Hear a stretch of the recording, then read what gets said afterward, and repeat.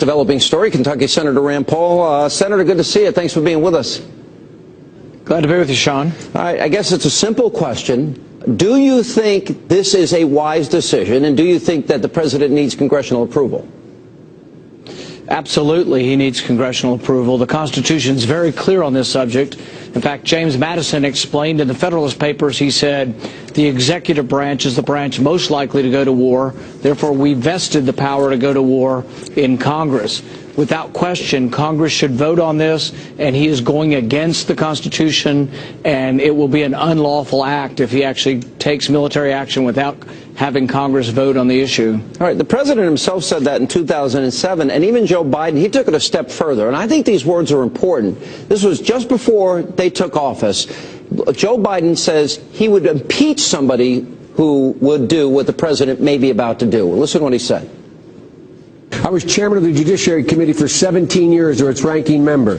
I teach separation of powers and constitutional law. This is something I know. So I got together and brought a group of constitutional scholars together to write a piece that I'm going to deliver to the whole United States Senate, pointing out the president has no constitutional authority to take this nation to war against a country of 70 million people unless we're attacked or unless there is proof that we are about to be attacked. And if he does, I would move to impeach him. The House obviously has to do that, but I would lead an effort to impeach him. The reason for my doing that, I don't say it lightly. I don't say it lightly. I say it because they should understand that what they were threatening, what they were saying, what was adding up to be, what looked like to the rest of the world what we're about to do, would be the most disastrous thing that could be done at this moment in our history that I can think of. Could this be any more clear, Senator? Well, here's the funny thing about this. Biden, actually presides over the Senate. He's the president of the Senate.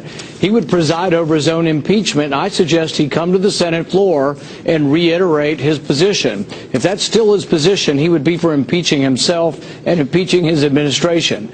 What they need to do is they need to come before a joint session of Congress. They need to spell out, lay out their case, and if they want to take the nation to war, they need to convince a majority of Congress. But you know what? You know the reason they won't? They won't risk a vote because they're worried that they could be defeated. It happened in the British Parliament. The American people are not excited about a new war. We're horrified by people gassing their own citizens. We'd like to know who did it, which side did it. But we're not excited to get involved in a new war right now. And so I will do everything I can to stop the president. We should not engage in a war, and we certainly shouldn't engage in it in an unconstitutional fashion. Well, you mentioned, early on it seemed like the French and the British were quick to jump on the president's side. You referred to the vote earlier in Parliament that Cameron was a pretty big defeat. It seems like whatever momentum they had to go forward with this seems to be stopped. Do you think that's also emerging in Washington?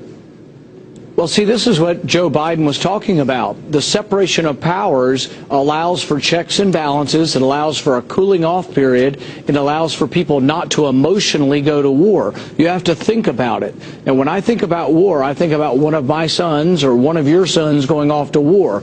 We do have to fight on occasion, but when we fight, we should fight to win. We should fight for an American cause. I can't see fighting to impose Sharia law in Syria. I also can't see sending my son to fight with Islamic rebels against Christians. I also can't see my son going to fight on the same side as Al-Qaeda. There are so many ironies and unfortunate muddling nature to this that I can't see why we should get involved, and there are potential repercussions.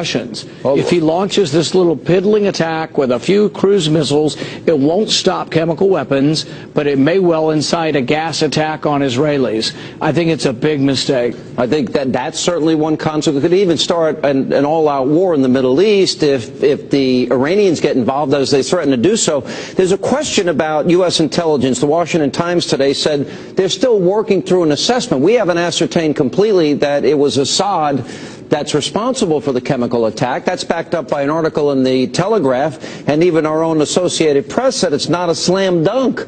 Don't we have to be sure and certain that he's responsible before we make this decision?